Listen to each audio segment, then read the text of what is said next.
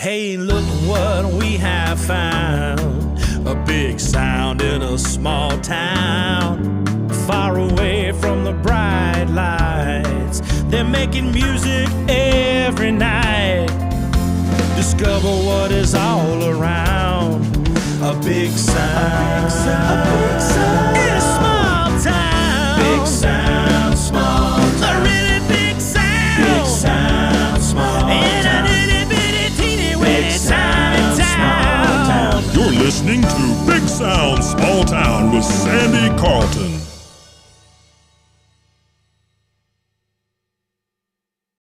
Okay, well, I'll play one off of the album I put out back in 2017. This one called, one people seem to like a lot. It's called 45 in the Cut. And everybody's like, what is 45 in the Cut? And it's funny, you know, we were talking about putting things down on your iPhones, making notes about songs and stuff. Sure. And years ago, I was watching that show Sons of Anarchy. Yeah. And there was a line in it where some guy said something about a 45 in his cut. Well, those cuts, you know, are those blue jean jackets that they cut off, you know, and everything. They put their roster in the back of it. Right. And I thought, man, that is just, I wrote it down, 45 in the cut. That's got to be a song, you know, somehow. And I carried it around for about 3 years and would try to, you know, to write a song or something, try to do something with it, and just could not figure out any way to start it or anything. And then one day I was riding down the road and saw a billboard sign that said Primo Furniture. And I went, okay, there's this song. So with that said, here it is. You'll hear it.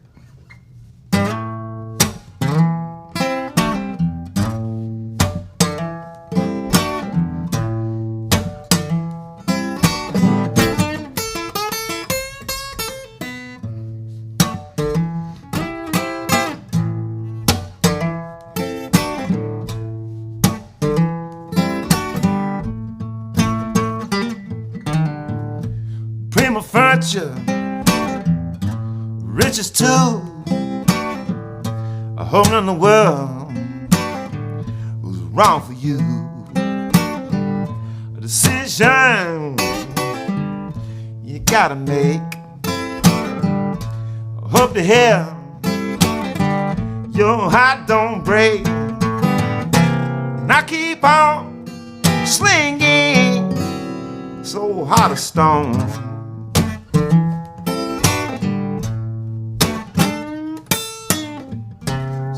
Like my vibrations will leave me alone.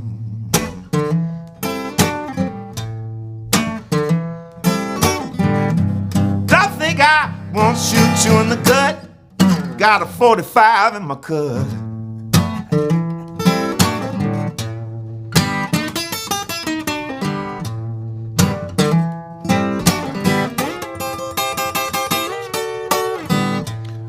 I'm walking, ain't gonna run.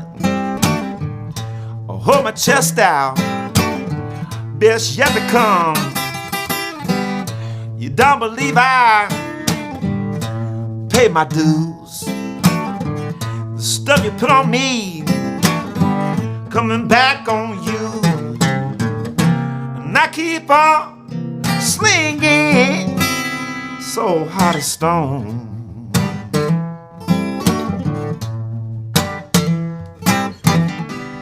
Seems like my vibrations leave me alone.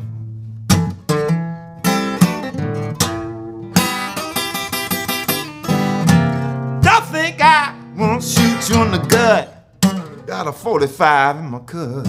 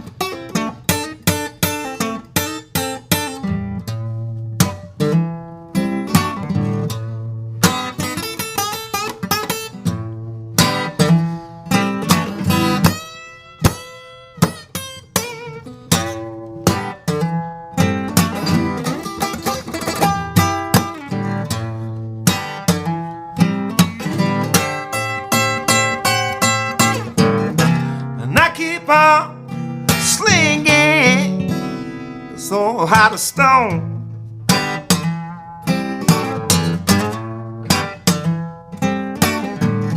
Sleeps like my vibrations, leave me alone.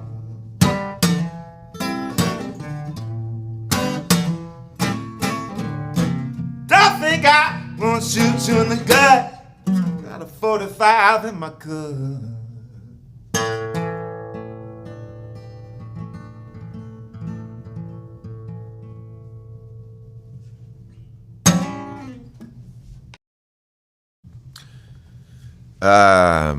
I'm known as the Statesville Troubadour, aka one of social media's worst enemies. My name's Matt Walsh.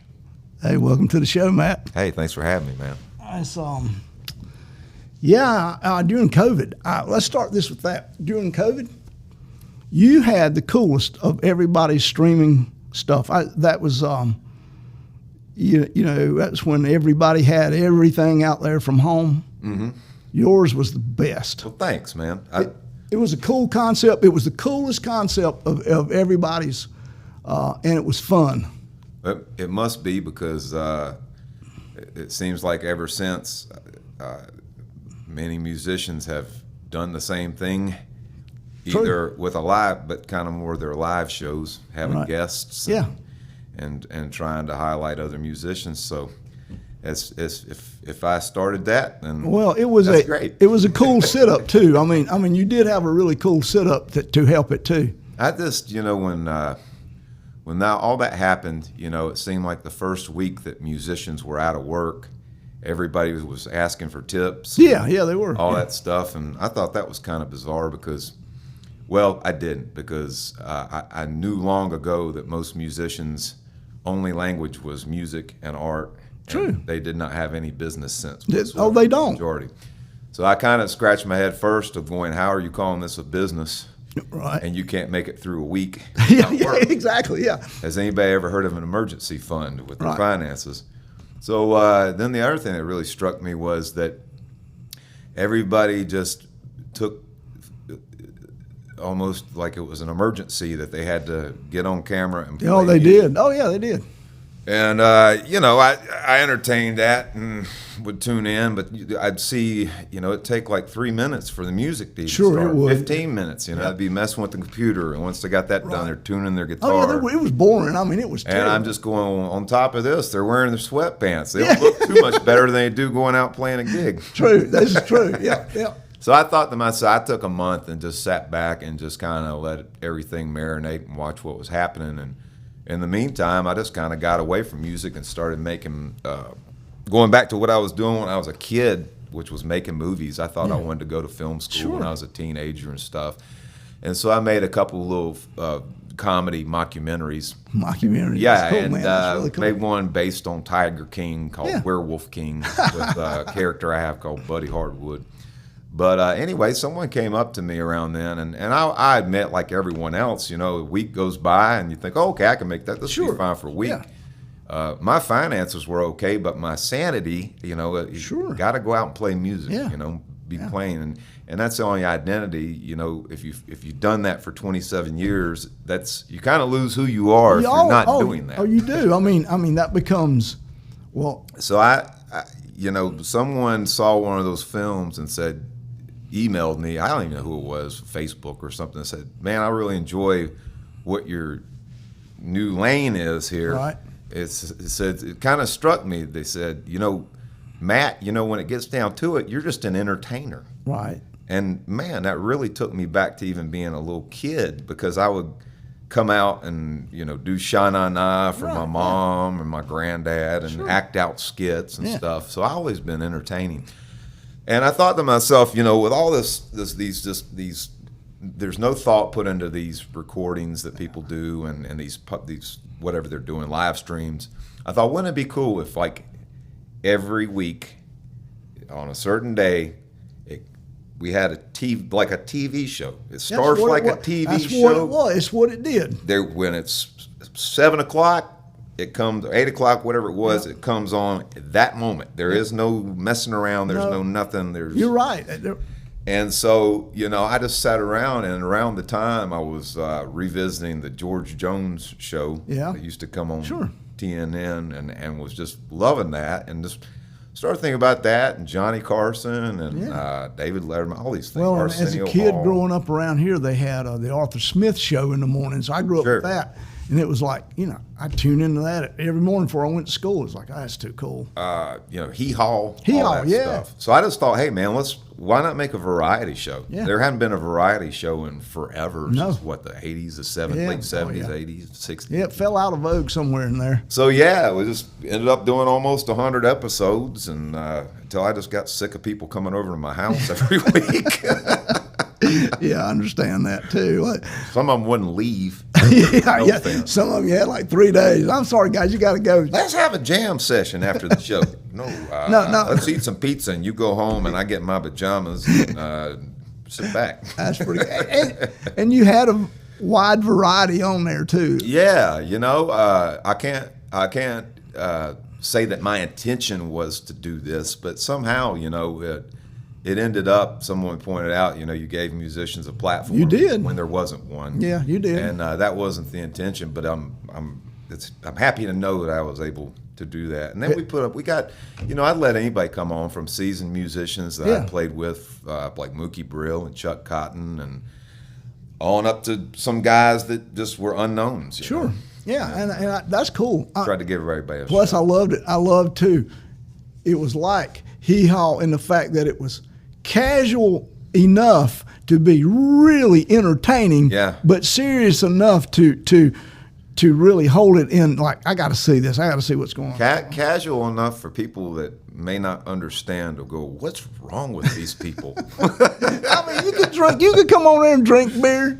Oh, You know, yeah. it was cool. We had some, especially in the first season, man, we had some nights of pure debauchery when it came to alcohol. That's but I mean, Johnny that's cool. Bootlegger Challenge, and yeah, Yeah, I mean, it was a fun deal. I always get people on there, and before the show, I'd always try to offer them a little something to smoke Sure, or yeah, a little something to drink. Sure, and, relax, a little I relaxation. think some of them had seen the show, and they go, I better not do that till after the show. That's funny. Yeah. That's what you know. We had a lot of fun with it. I mean, this is a backward compliment. I think that, you know, when it was over and you went back to work, it was like, damn. You Yeah. know, I mean, it was like, I'm going to miss this. I know. I kept kind of thinking to myself, man, let it be shut down a couple more months. I went from, man, this sucks to, hey, can you guys? I mean, no, I don't I mean mean, that. I when don't mean that you at all. don't get to play, and you're sitting around, you know, so you Yeah. start watching these things and like, Yeah. nah, I hate this, nah, I hate this, and there are people I like and respect, Yeah. but they would put out either too much stuff like Yeah. every day, Sure. or like you say, they'd start and. Yeah. Well, that seems to be the thing now, you know, is just to put things out real quick and don't spend a lot of Yeah. time into them, just to be producing content. And- Yeah, and being just because visual, so to speak. Yeah, and just because you can doesn't mean you shouldn't. Because No, a lot no. of it ends up being complete crap. You know, It does. seems like the new thing now is for musicians. Their status update has to be, I have a new song coming out. Yeah. And Well, it's kind of the 45 market again. I mean, you know, nobody except with puts less out a- quality. Yeah, And, well, this is true. You know, I get that too. And the only difference is when people used to release singles, you know, you had real. You did. Solid bands Well- and solid musicians. Well, that's because they had actually gone in and done a whole record, and they just, Exactly. you know, they just Exactly. were releasing them instead of doing them one at a Exactly. time, and they weren't done at home. I mean, they were done in a real studio. But yeah, that's another reason we stopped is that, you know, once everybody started gigging again, the viewership Sure. just fell off. Yeah, oh, yeah. Which just was to be expected. You know, we had some hardcore fans that Yeah. stuck with it, but like I said, yeah. everything good has to come to an end. Podcast blew up. This podcast blew up during the pandemic. Yeah. Because people had time to listen. To listen, They sure. don't have as much time now. I used to could run an hour and a half episode, and people say, hey, man, can you make them go longer? Now, I can't get them, you know, past 30, 40 minutes before people have moved on, because, you know, you'll see if they can start, you know, if they start them and whether they finish The them. attention span Yeah. is Then now that they're Negative. back, now that they're back to work and stuff, you know, it's like, And that show actually had some offspring. That I do another show from time to time. It's not on any set schedule, just kind of I film a batch of them, and kind of release them. But Shiloh Saloon Stories is another one. That's cool, yeah. And then I did one there for a while, I still do from time to time, called Out of Control Vintage.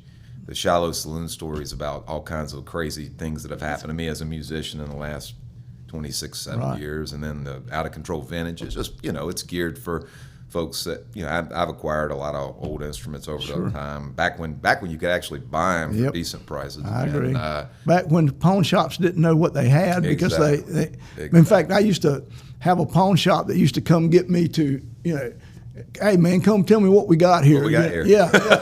It's like, yeah. But yeah, you can find, and while I'm thinking about it, you can find all this stuff on my YouTube channel. Yeah, go ahead. And that's Matt Walsh Music is the handle. Matt Walsh Music. And I always joke and tell people, there's never anything on Netflix. There's never anything on. It's true. There are tons of things on my. Whether you like my music, whether you like to see me out in the field in a wig, chasing down Brian Laundrie, it's on there. That's great. I mean, that is. You made the best of your downtime of about anyone I know. And well, thanks, man. I think a lot of the success I've had with video, that side of music, as far as music videos, Friday Nite Gamble, I just don't take myself seriously. Well, I mean, and I've got nothing left to prove as a musician. I've done this for so long. I put out album after album. Yeah, it's like, man, and I think that's something that really works for me, is that I'm not afraid to look like an idiot. I'm kind of the same. Well, okay, I just showed you I'm not. I think a lot of musicians just they take themselves so seriously, and it's in a way it's not their fault, because all this social media and stuff makes them think that there's a big eye on them constantly. They have to stay in this lane. They have to do everything a certain way. They have to follow this roadmap, and I hope they keep doing it, because it sure has helped me. Well, also I think when you're young, it is all so serious because you really believe, you really, now at this point, we've done this a while and we know where our place is, Sure. I have no desire to, I've traveled all over the United States and played and done all kinds of, and in the last year or so, really after my friend Austin Hicks passed away back in 2016, I just, that knocked me for such a loop. That's the only bad thing that's ever happened to me out here playing music is that's good. Is that, and that just knocked me for such a loop, and that was the last time I've really done any hardcore traveling other than playing, regionally through South Carolina, Tennessee, Virginia, and especially with the way gas prices got, and it seems like there's, every week there's a, if you can get a social media page and an acoustic guitar and learn 3 chords. And get an iPad to read off of. You might have a job as a musician. So Let's address. It's just gotten to be the last year. I just kind of stuck close to home because. Well, being regional is pretty cool, really. I mean, after doing it at a big level, really and truly, being regional is. There's no money in traveling. No, there's not. I've heard it even with big acts. It used to be I could go out for. I never really went on tour for like months at a time. The niche that I was in, the blues market, you really don't do that. No, you don't. 2 weeks at a time at the most, 3 weeks sometimes. It's because they're all old. Everybody in the blues business is old. Yeah, and but it used to be that even with that, you could get a good guarantee. Sure, you could. You could pay your band. You'd be put up in a nice hotel, and by the time you got home, you had a nice little take home. You could validate it. Now, it's changed. It's changed so much. Yeah, back in my day, you had to actually prove yourself on bandstand, or you got told to go home. You couldn't go up there with your iPad and read off of it. And let's talk about you a star. Let's go ahead and talk to iPad. Let's talk, because I've seen your iPad stuff. I love it, and the comments back and forth. Well, I got these 700 songs. How am I supposed to remember them? I don't have 700 songs. That's my take on it. Or I got a job and I can't learn my songs. If you were here pushing keyboard all day, hey, look, man. I went around the country and at the same time raised my child. I was a stay-at-home dad. Yeah. Okay. And I still learned my music and kept building on it. And it was hard. you know. Oh, yeah, well, It's tough. sure. But I did it because I really believe in what I do. Sure. You know. Well, and I think it's different too. And this is another thing when we're talking about everybody with it. My take is everybody in Charlotte that has a guitar is all of a sudden a songwriter. Exactly. That's the way it is everywhere. And so it's like that's well, fine and good. You know, it's like the insurance salesman biker compared to the old real bikers. You know, not quite the same. It's the same as a working musician. If you take more pride if you're out there doing it for real, as opposed to it's a little sideline diversion, not a lifestyle. I've been writing songs since I was 10 years, 11 years, 12 years, something like that. You know, I've been writing something. Right. And even if it wasn't a song, Yeah. a lot of times it sucked, you know, Yeah, whatever it it is. does. Yeah. And a lot of times what I do is write, you know, more comedy stuff, you know, when it's serious. But, you know, working with words and language and writing and not being cheesy and writing, you know, there's so much to it that you just can't learn in a year. Or No, just because you you wrote a song doesn't mean that your song doesn't suck. Yeah. You know, there's so many things. I mean, there's so many things to do. I hear, you know, people that are local, and I listen to their stuff. Yeah. You know, I've listened to a lot of them when they came on my show. You see who's not a songwriter because Oh, you do. number one, you see people that are so wordy in their songs that it's an immediate red flag that Sure. hey, this is This is a brand new cat's guy. a newbie. Yeah. You know? Yeah. You do. A lot of my songs, I'll be honest, you know, it's I don't really, except this new album I'm putting out is probably the most personal I've ever written. I've always kind of taken the Bob Dylan approach to songwriting, in that my songs are open to interpretation. Right. And a lot of the times they're not as deep as someone might think. A lot of the times songwriting isn't as deep as one wants it to be. Oh, no. A lot of times you're just dealing with syllables. Sure, you are. And finding the right syllables that roll and work. And that's how you don't become wordy. Right. as you know. It is. And, you know, I used to work with a guy who sometimes would, you know, he would have his whole melody arrangement down and he would just keep humming to himself till words fell in the right pattern for him. You know, and, Exactly. and I do he that. was a good songwriter. Exactly. And it's like people think that I sit there with a pen and just get all into it. And he said, well, no, I just hum myself around till the words come. It's a lot less romantic than Yeah, it people make it out to be, because it's a craft, it's an art. It is. There's skill, there's things just like when you paint a house. You know, it's the difference between the guy who sprays on the paint and then the master painter that comes in and does it with the brush. You know? I agree. So.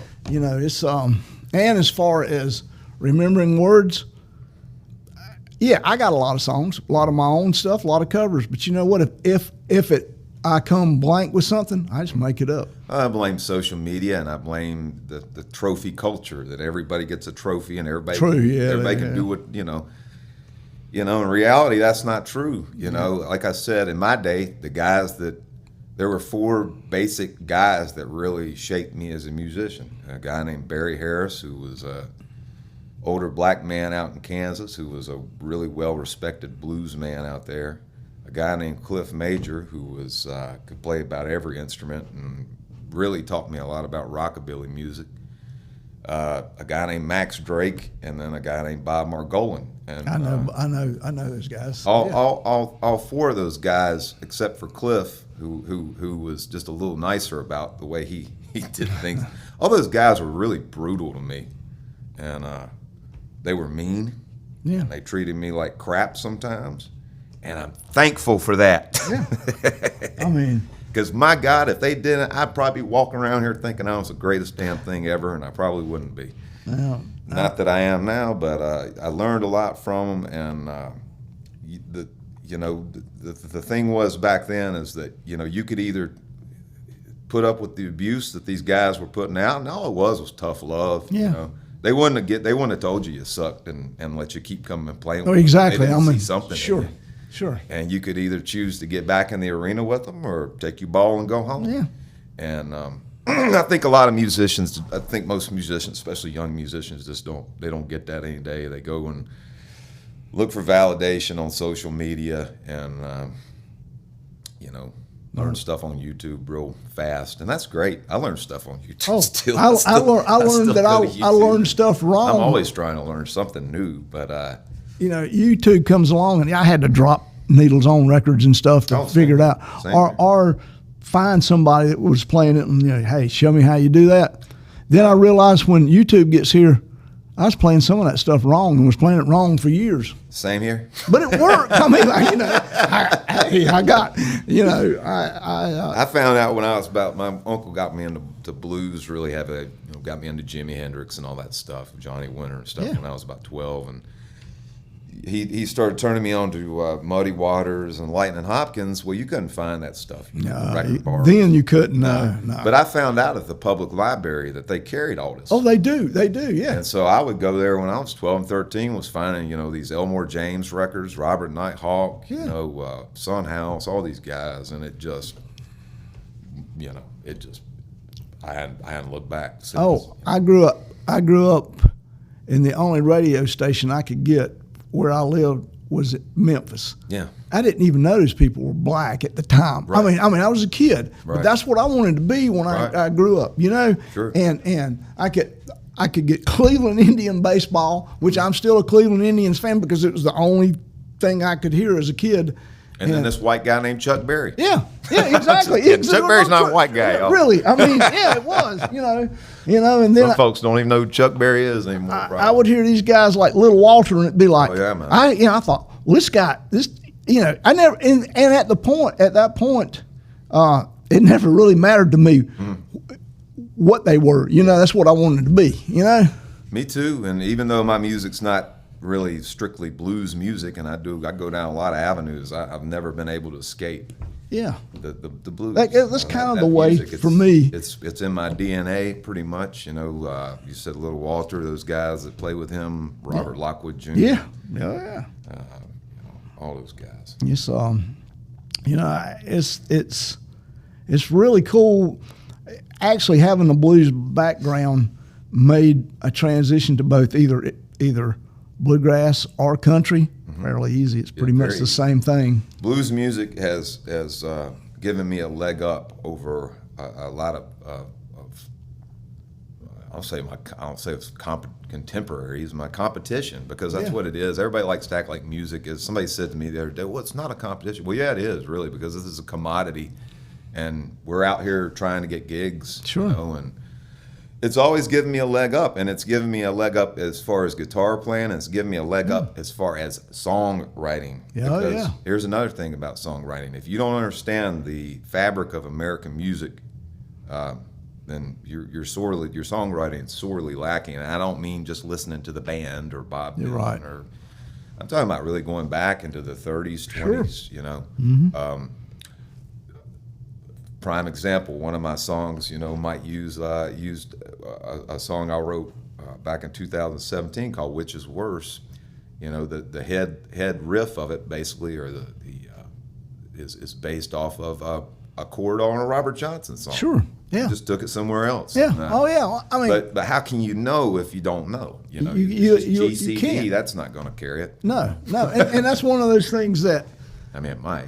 It can, but it's just, it's better to have a vocabulary. It is. Well, you have more to draw from, It is. and the more you listen, the more you learn. I rarely pick up a guitar. Most people probably think I'll sit around and play guitar. I usually don't pick up a guitar unless I go to a gig. But me either too much anymore. Yeah, but I spend all that time. I'm more invested still to this day as a listener than Sure. my off time. And I think that's really what helped me, because I got a guitar when I was 12 at a flea market for $25. There's a little Hondo for you guitar players out there. It was a copy of a Gibson SG. Oh yeah, okay. And took it home, played it for a couple years, and then became a teenager and put it down. But all those years until I pick up till I was about 19 again. But all those years I was listening. Sure. And that's what I think that's the times I've given guitar lessons. I've tried to teach somebody just a 1-4-5 blues shuffle, and they can't hear the changes, and that's because they hadn't listened. Yeah. I mean, or they haven't listened to anything close to what that is. You don't know it if you can't hear it. If you haven't heard it, you don't know it. If you can't do it. We'll take it for advantage to, if you've listened to classical music, you're not going to come in and understand a 1-4-5. No, I've seen it done. I've seen people that read off charts. Yeah. Classical musicians come in like a fiddle player and can't play just 1-4-5. Right. I have too. And it's one of those things that, and another thing people can't do is they can't count time. Yeah. They don't have a feel for it. I see a lot of these things disappearing. A lot of the way things that were done in the past that really worked well, just running a band, running a show. There's so many things. It's changed. Lost, and I think a lot of that comes through that apprenticeship. Oh, it does. I do think the things especially. I learned how to play before I. Ever since I've been playing music, I started playing by myself in front of people, and then I went on to have like a bass player and a harmonica player and then a drummer. But the point is I was always fronting bands. Sure. I never played in a band. I never in high school I wasn't in bands. Right. I've never joined a band. I've never and so I knew how to lead a band, but I didn't really know how to play so much behind other musicians. Other musicians, yeah, yeah, oh yeah, that's important. Barry Harris taught me a little bit of that, but it really didn't come into focus until I started going out and playing with Bob Margolin for about a year or so. Went out and doing shows with him, and around that time I had put out my first album, and he was nice enough to say he played on it, and he said, "Hey, to get your name out here, man, why don't you go around with me? Yeah, I'll let you play." We'll play 2 guitars and drums. You might have to play a little bass on some of the songs. Sure. But every set, I'll give you 2 songs, and you can even sell your CDs from the bandstand. That's great, though. Well, you don't have to tell me twice. You inherited a good audience geared towards what you were doing. Also, it's honestly what put me out there on the map. Yeah. And between that and that album doing really well on XM satellite radio and the blues charts and everything, it really helped me make a name. And to this day, it's still benefiting from it. But the thing is that was a really, get your stuff together really quick. Oh yeah. You better learn, or you'll be like you said, Johnny Paycheck. It kick you to the road, Kick you to the road, man. And because these guys ain't got time for this. Their reputation's on the line. Yeah, they are. So I never really, especially with Chicago blues, playing 2 guitars, it's not like there's rhythm and lead guitar.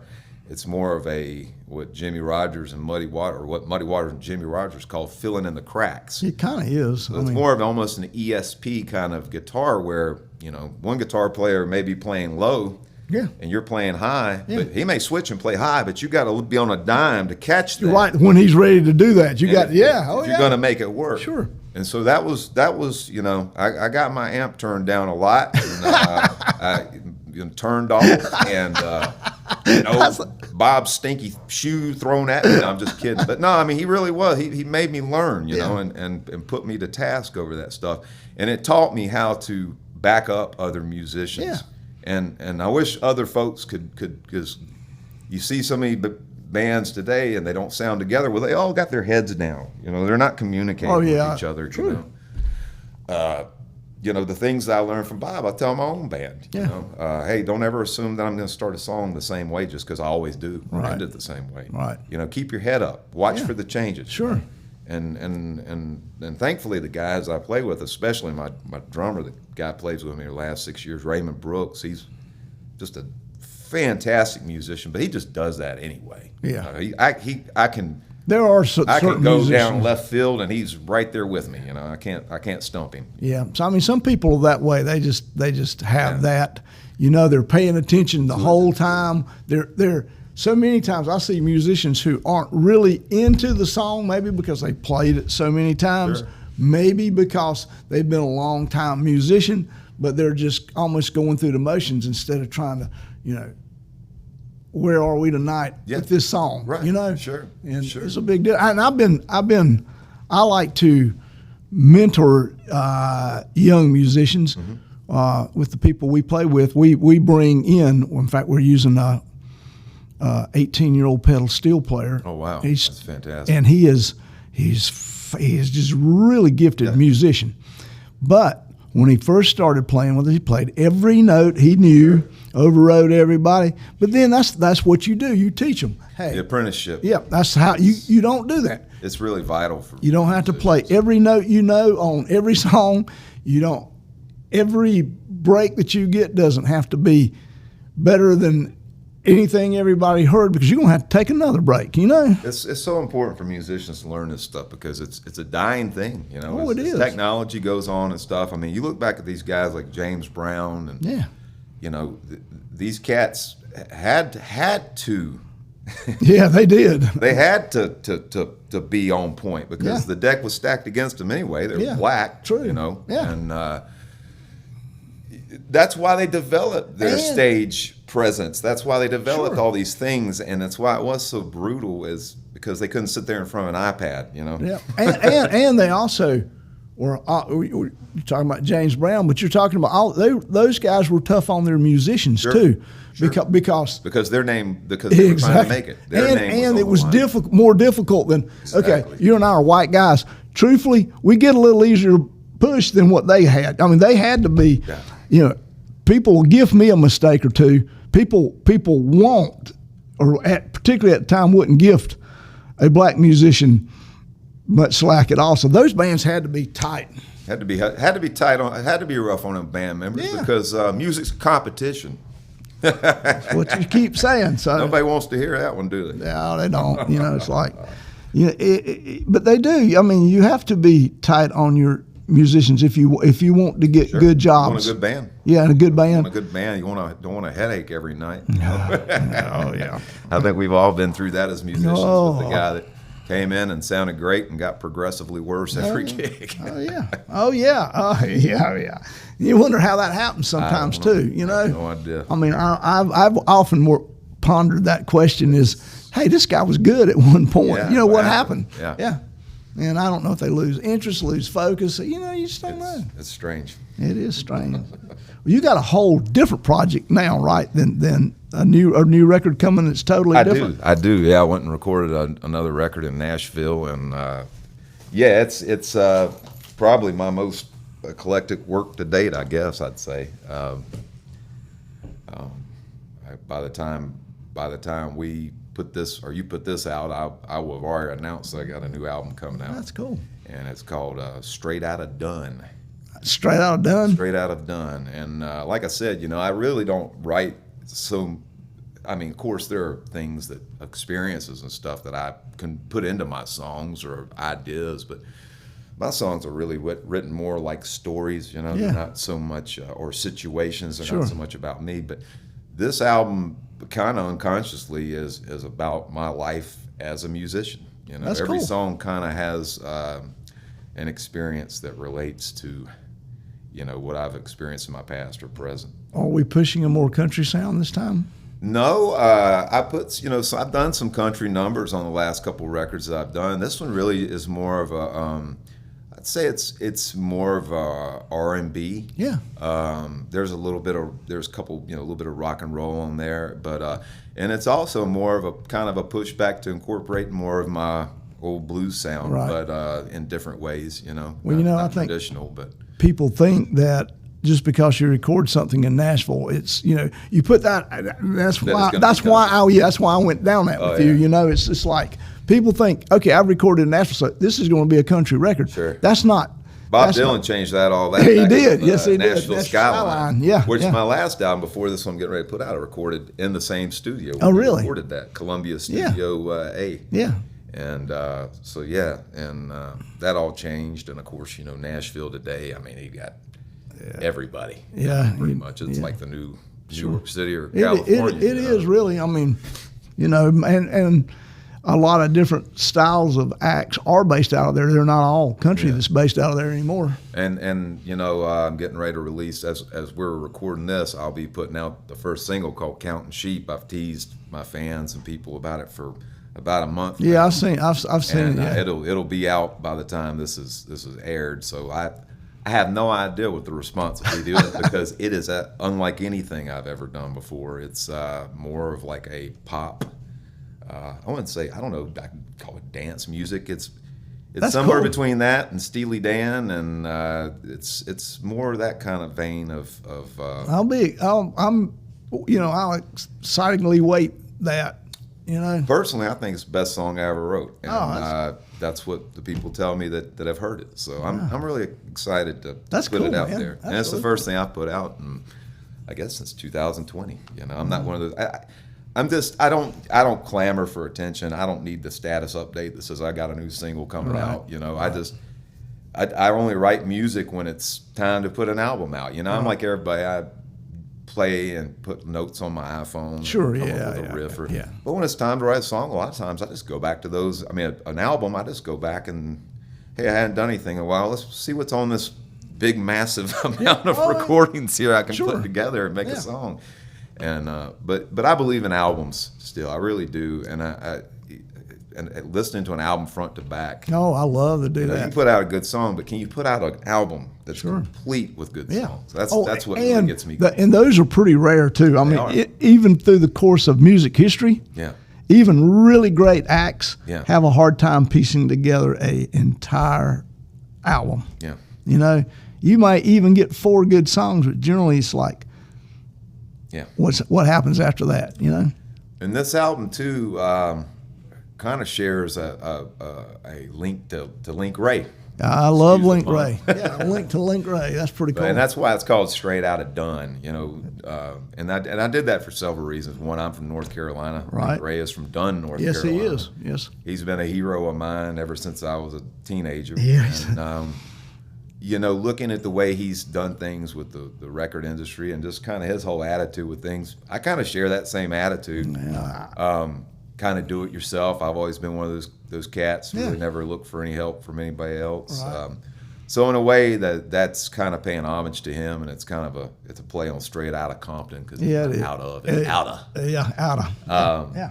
But anyway, I've got a song on there too that's called "Take It Easy," and that's kind of in the vein of Link Ray. That's one of that's the cool, more rock and man. roll songs on there. I mean, So that's the iconic start of rock and roll is Link Ray.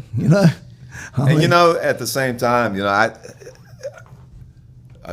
some folks have said to me recently, "You don't really care what you say on social media," and I really don't, And that's why you're on this show. yeah, I guess so. And but I kind of feel like I share that I've been attracted to that quality in Link Ray. His stuff was banned from the radio. Sure, it was, which is the coolest thing that can ever happen Best to thing you. that can ever happen. Yep, I have a song that I did with a music partner of mine that was banned from Facebook, which I loved it. It was great. Hey, speaking of that, when I did the thing about the iPads or whatever, everybody freaked out upon, and I'll take that back. Not everybody freaked out. I think the people that used iPads freaked out. No, they did. Best I could see. It's funny how the people who weren't musicians were pretty much like, yeah, why are you using an iPad? Oh, listeners, yeah, they hate that. Yeah, and it's kind of fun, and it's like, man, I'm not trying to slam anybody or call anybody out, but hey, man, it goes back to the thing, you have to be looking at yourself as a musician and wondering, how can I do this better, or why are you doing it? Yeah. I mean, that's my take, and it's that thing of, hey, maybe here's a musician that's been doing this for 27 years. Telling you that might not be a good look for you. Yeah. Maybe just trying to give you some good advice, but Sure. people run with it, and it's so funny because a guy I had on the show, a young guy who's a really talented musician, a guy named Logan Fritz. He's up in Tennessee. He commented on that post and said, "Man," he said, "as much traction as you're getting out of this, I keep it going too." And it goes back to the Paul McCartney thing. I don't know if you saw that where I I put on did. there that hey, I'm opening up for Paul Yep. McCartney, and people just went nuts, and I had newspapers wanting to interview me and all kinds of stuff. And it's like, yeah, man, hey, if they're not talking about you, then you're in trouble. Sure. But a lot of that was just, especially the Paul McCartney thing is just, a lot of times the things I do, I don't think people understand is that I'm always entertaining. Sure. Even if I don't have a show or a guitar, sometimes I'm just entertaining by saying, hey, that day I rode down the road and it came on the radio that Paul McCartney was coming to Winston-Salem on May such and such, and I'm going, in Winston-Salem? Yeah. Really?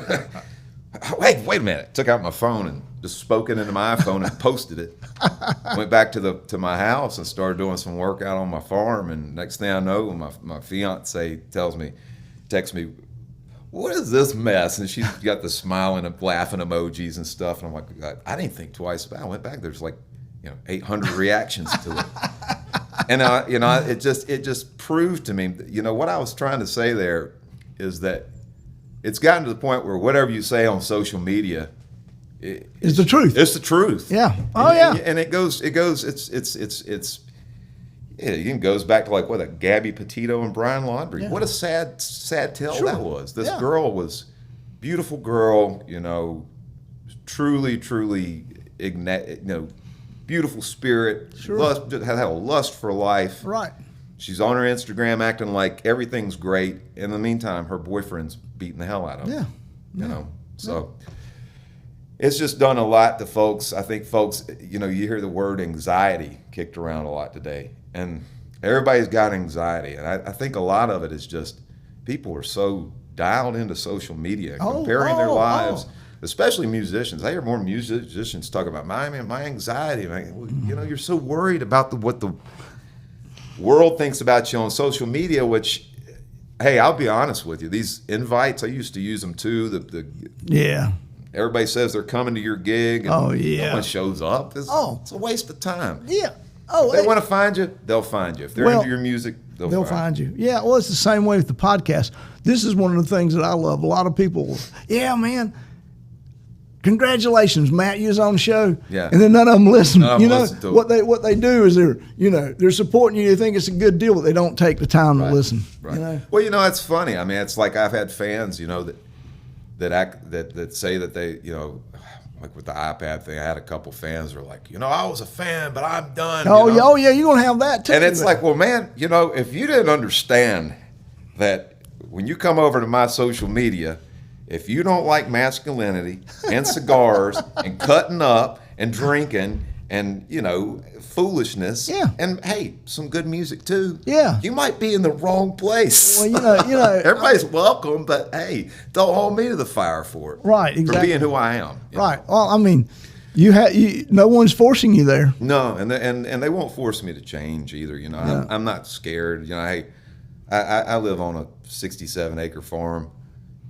That's scary enough right there. Why would you be afraid scary of it? enough. Exactly. I've got other things to worry about. Exactly. Critters and coyotes. Sure, I understand. Than have to worry about. I kind of do the same. Yeah. So it's I feel like at this point I've proven who I am as a musician, and I don't have anything left to really prove. That's good. Just doing what I want to do and try to put out good stuff. Yeah. I mean, people, that's the kind of right attitude to have. But there again, you earned yourself into that position through hard work. Exactly, and I don't feel any anxiety. I don't. Hey, I used to say if I could just make $1 million doing this, that'd be great. But, hey, I'm happy. Sure, I mean, that's that's good. That's a good place to be. And I found too, 2020 taught me a lot. Is that I was just killing myself, just going up and down the road, right?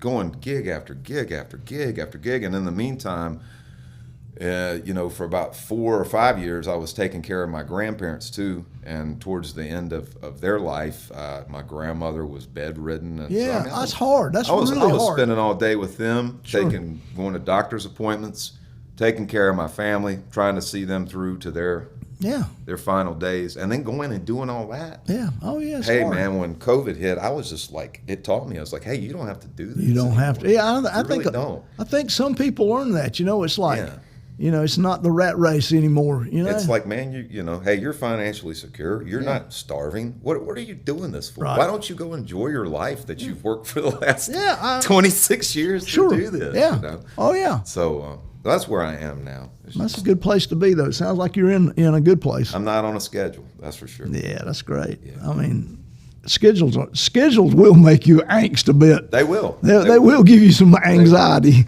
They will. My schedule is out at my farm getting stuff done. I like going outside and working and doing that kind of stuff. Yeah, I kind of getting back to just being in reality, and away from that social media. Yeah, stuff. I mean, social media. It's awful. creates as many problems as life does itself. You You name know? it. Yeah, they got them. Yeah, they do. they do. All this stuff always went on. You just didn't know about didn't it. know. You know. Yeah, I mean, sure. you know, they said, and now you have hundreds of outlets for every piece of information that goes down the road. Sure. You can mess yourself up. Sure. If you spend too much time Going down on that so rabbit hole. yeah, you can. You sure can. Pretty good. Yeah. Give them one more time. Give them the information to get your stuff so they can. Well, my website is mattwalshmusic.net, and then you know, I'm on Instagram, Facebook, all that stuff. But really, the only one that I really put any stock into is YouTube. Yeah. I like YouTube because, you know, anybody can like your stuff on social media, and it doesn't mean anything. It seems like YouTube really draws in my true fans because they have to actually invest some time. True. And so I like that, and I like being able to reach people that just aren't in North Carolina or Right. that aren't fans of mine. It seems like a more legit kind of way to do things. So my YouTube handle is just Matt Walsh Music. Right. And like I said, there's music videos, there's all kinds of you know, funny stuff, That's cool. content, interviews Yeah. with other people. The Right. Friday Night Gamble, every episode's there. Yeah. That's good. So yeah. That's cool. I appreciate you coming and talking, man. Hey man, I appreciate you having me, putting up with me. Oh, it's great. Fur about it. You know, you're a very interesting character. Well, thank you, man. I try to be. That's good. All right. Well, I'll do a song from my first album I was talking about here. This one called "Leaving My Baby."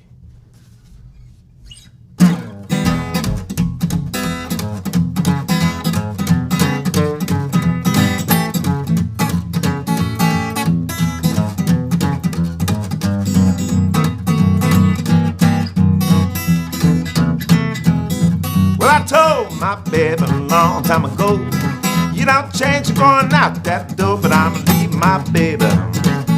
Well, I leave my baby.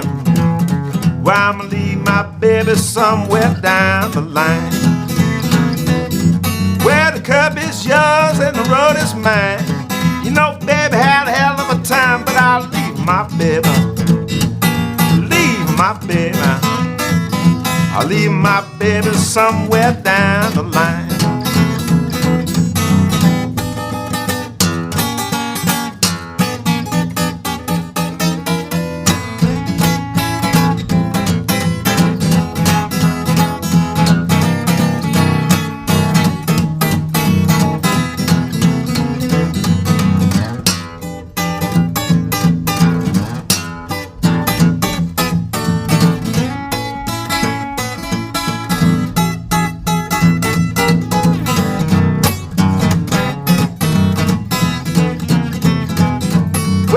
Now, baby, now tell me straight. You know, baby, I got investigate, but I'ma leave my baby. Well, I leave my baby. I'ma leave my baby somewhere down the line. Well, leave my baby. Leave my baby. Leave my baby. Leave my baby. Leave my baby somewhere down the line.